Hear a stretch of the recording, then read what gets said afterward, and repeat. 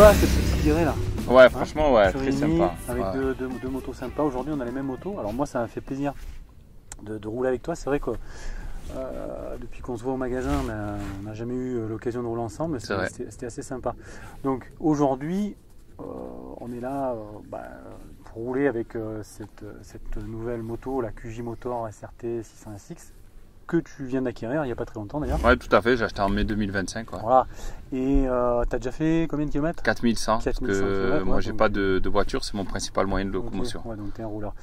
Et moi j'avais envie d'avoir le ressenti, le retour de quelqu'un comme toi qui roule beaucoup et qui a eu beaucoup de motos depuis que tu as le permis, c'est ça? Ouais, j'ai le permis moto depuis 2006. Ouais. Et c'est vrai que j'ai une petite particularité, c'est que je change souvent de moto. D'ailleurs, mes potes ils hallucinent.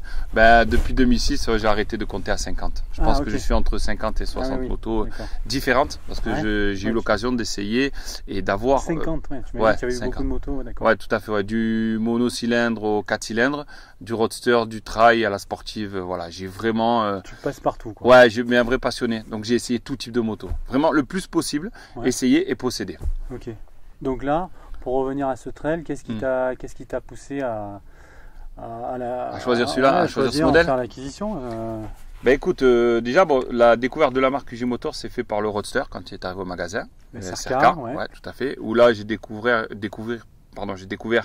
une machine avec un caractère moteur, mais alors par rapport à la cylindrée super sympa. Ouais. Et donc ça déjà ça m'a surpris. C'est vrai qu'on a tous les deux été bluffés, on en a déjà parlé. Tout à fait. Sur ce moteur qui est punchy, qui a du caractère. Je pense que le calage à 270 degrés, avant qu'apparaisse une autre concurrente, c'est la premier trail à sortir un calage à 270 degrés de cette cylindrée. Hein. Okay. Donc voilà. Donc effectivement, la découverte s'est faite par ce roadster qui m'avait épaté et agréablement surpris. Ouais. Et après, qu'est-ce qui t'a attiré sur la machine en résumé? Moi, comme je ne roule qu'à moto et que j'ai que ça, il me fallait un véhicule pour tout faire. Donc quand j'ai su dans la presse qu'ils allaient sortir un trail, j'ai commencé à regarder un petit peu quel est l'équipement qu'elle est dessus. On sait que c'est quand même le point fort des marques chinoises, c'est de bien équiper leur moto d'origine. Et moi, il me fallait un véhicule aussi bien pour faire du daily, pour aller au boulot, aller faire mes courses. Et ça, pour ça, la bagagerie, c'est le top. Pour m'amuser avec les potes sur les petites routes, comme c'est le cas aujourd'hui. Parce que c'est vraiment, la moto. On a vu que tu savais rouler. Quoi. Ouais, en plus de ça, c'est vrai que j'ai un peu d'expérience qui me permet vraiment de pouvoir apprécier si une moto elle est fun ou pas. Et pour partir en voyage avec mon motoclub, là j'avais déjà toute la bagagerie, j'avais plus qu'à mettre mon sac sur la selle et au revoir et merci, j'avais rien à mettre de plus sur la moto. Voilà. Okay. Donc ce qui m'a dirigé vers cette moto, avant le lycée, c'est le rapport prix-équipement. Okay. Ça c'est la première chose. Et ensuite, quand elle est arrivée dans la concession, j'ai fait l'essai parce que c'est bien beau d'avoir une machine au rapport prix sur le papier, sur le papier. Alléchante sur le papier, mais exactement. Mais il faut que, vu que mes deux dernières motos, la dernière c'était une MT10, donc j'avais quand même besoin d'une petite dose de fun pour pas être trop déçu. Et l'avant-dernière, j'ai pu comparer directement avec une autre concurrente, c'était la Vosges 525 DSX. Voilà. Donc quand la moto est arrivée au magasin, ni une ni deux, tu me connais, j'ai débarqué au magasin, j'ai fait l'essai, voilà, j'ai fait l'essai et j'ai retrouvé le caractère pétillant du moteur du Roadster et avec une partie cycle facile et efficace. Et franchement, je ne veux pas me prendre pour ce que je ne suis pas, mais pour avoir essayé plein de motos, la partie cycle, elle est vraiment saine et facile. Voilà. Et donc là, à partir de là, j'ai dit allez, c'est bon banco, j'ai trouvé mon délit, j'ai trouvé ma moto pour aller m'amuser avec mes potes. Et j'ai trouvé ma moto pour partir en voyage. Tout ça dans mon budget. Ouais, on est autour des motos. Donc toi, tu as choisi, la tienne c'est celle-là, tu as choisi la noire. Moi j'ai choisi la noire parce que je préférais le côté. Alors en rouge elle est un peu plus pétillante, moi je la voulais un peu plus discrète. Donc effectivement j'ai choisi la couleur noire. Moi j'aime bien sa ligne. Clairement elle a une ligne originale. Voilà. Et ça c'est ce qui m'attire aussi, c'est pas forcément avoir la même moto que tout le monde. Voilà, une moto un peu originale. La position de conduite, moi je la trouve pour mon gabarit 1m80 très bien, les jambes suffisamment détendues, on peut même enlever comme j'ai fait là le caoutchouc et du coup j'ai gagné au niveau pour les jambes, pour déplier les jambes, donc ça c'est pas négligeable. Moi je suis confortablement installé dessus, ma copine aussi, elle me dit qu'elle est très bien derrière, donc moi ça me va. En plus la moto, ce qui est pratique, c'était un des critères, c'était qu'on pouvait régler les suspensions assez facilement. Donc là on peut régler l'avant et l'arrière, comme ça je peux l'adapter à la charge, d'accord. Dessus, j'ai rien eu à changer parce que comme elle est très bien équipée d'origine, j'ai juste esthétiquement mis des pare-mains différents parce que moi je préférais leur esthétique et mis la casquette sur le compteur. Ouais, voilà. Pour avoir plus de visibilité. Ouais, voilà. C'est vrai que un point amélioré, tu m'avais dit. Ouais, c'est vrai que c'est pas le compteur le plus lisible à cause de la lumière du soleil. Ouais. Et le graphisme après, voilà. Et après aussi, qu'est-ce qu'on pourrait améliorer? C'est mettre une bulle peut-être un peu plus large, un peu plus haute. Ça, je verrai. J'attends que les accessoiristes pour l'hiver. Mais c'est vrai qu'au jour d'aujourd'hui, moi qui change souvent, même en regardant du côté des nouveautés, je me dis celle-là, ça va être compliqué de. Elle coche beaucoup de cases en fait. C'est ça le truc. Elle coche beaucoup de cases et ça va être compliqué de trouver mieux pour l'instant par rapport au budget que je possédais. Voilà. Après, sinon, moi aussi, ce que j'aime bien, c'est d'avoir une moto qui est facile à conduire. Parce que moi, je trouve que plus une moto est facile à conduire, plus on se sent en sécurité dessus. Et par rapport à un gros trail, peut-être que tu as déjà eu, je sais pas, tu m'avais dit que tu as eu des. Alors, l'avantage par rapport à un peu plus. j'ai eu la GS, donc j'ai eu l'occasion d'avoir une GS. Une GS 1250. Ouais, un 1200, GS 1200, 2017. Alors, on va pas comparer les deux motos parce que c'est pas comparable. Ouais. Mais par contre, l'avantage d'avoir une moto de 7 cylindrées, pourquoi j'ai fait le choix de descendre en cylindrée pour le coup, c'est de gagner en facilité et bien sûr en coût d'entretien, d'achat et d'assurance, etc., etc. Mais c'était de gagner en facilité. Et l'avantage d'une moto facile, c'est quand tu prends tes courbes, tu peux resserrer plus facilement ta trajectoire. Voilà. Alors qu'une moto un peu lourde, tu vas avoir un peu d'inertie, ce que tu n'as pas avec ça. C'est-à-dire que c'est une moto hyper facile. Elle est agile, tout en restant stable. Voilà. Et ça, quand même, quand on roule, c'est bien de se sentir sur une moto en sécurité. Et ça, je l'ai ressenti de suite quand je l'ai essayé. Et j'ai dit, c'est une moto, on peut s'amuser, se faire plaisir en toute sécurité. Ouais, elle est rassurante, c'est ça que tu m'as dit. Exactement, c'est une moto très facile, tout à fait rassurante.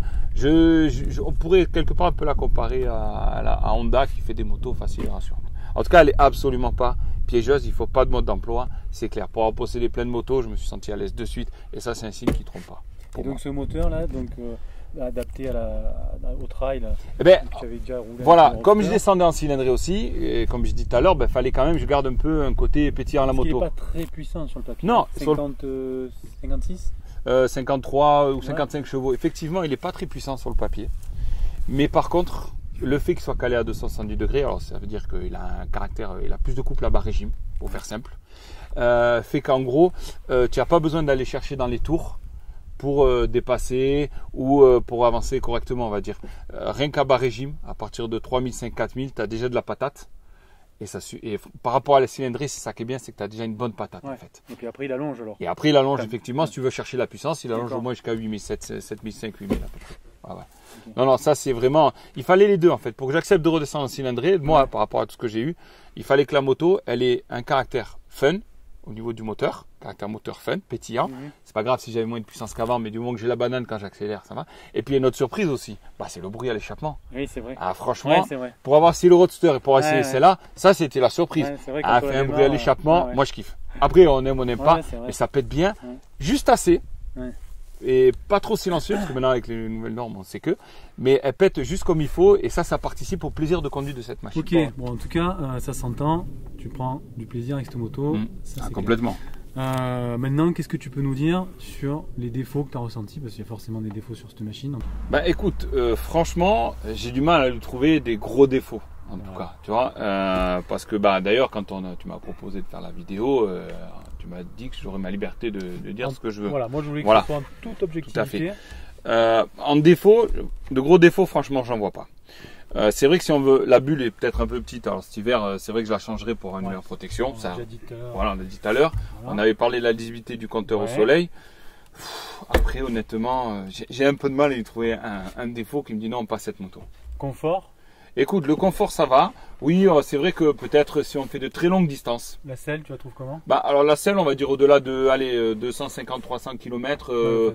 Voilà. Ça, on a déjà une bonne marge, j'ai envie de dire, ça fait déjà quand même un certain kilométrage, mais c'est quelqu'un qui fait une très très grande distance. À la limite, effectivement, peut-être la selle. Sinon, au niveau de l'injection, moi je trouve c'est correct. On entend beaucoup de critiques sur les injections. Il n'y a pas vraiment d'accro à la remise des gaz. On peut remettre les gaz en souplesse. En tout cas, personnellement, sur la mienne, aucun souci à ce niveau-là. Non, franchement, j'aimerais dire, ça, j'aime pas sur la moto, ça me déplaît. Mais c'est pas le cas. Tu vas la garder encore? Pourquoi? Parce que aussi, j'ai regardé un peu ce qu'il y avait aussi sur le marché, tu vois. Il y a la CF Moto MT700 Ben, il n'y a pas la bagagerie. Elle est équipée kiff, mais il n'y a pas la bagagerie. Tu prends la Voge 625 DSX, moi j'ai eu la 525, donc c'est le même gabarit, c'est la même moto, il n'y a que le moteur qui change. Hein. Elle est sûrement peut-être un peu plus confortable et elle protège un peu mieux, ça c'est vrai. Mais pareil, tu n'as pas la même bagagerie. Ben, pour 6 900, 7 000 euros, ben, celle-là, elle offre tout ce que je recherchais, quoi, en fait, tout simplement. Ouais. Et ok, en moyenne cylindrée. Et après, sinon, on passe sur d'autres tranches de prix, d'autres marques, et encore sans compter qu'il va falloir rajouter en plus du prix d'achat de la moto, toutes les options qu'il y a dessus. Franchement, là, au jour d'aujourd'hui, en moyenne cylindrée, non, je ne changerai pas. Non. Clairement, pour moi, alors, ouais. Du coup, je vais la garder, celle-là, mais ouais. En tout cas, je vais la garder. Je vais pas dire, je vais la garder le plus longtemps possible. Plus longtemps que certaines que j'ai eues, ça c'est sûr. Parce que vu que je change souvent, on va s'attendre à un moment donné, sûrement à ce que je change de moto, tu le sais, Ben. Mais celle-là, je vais la garder le plus longtemps possible. En tout cas.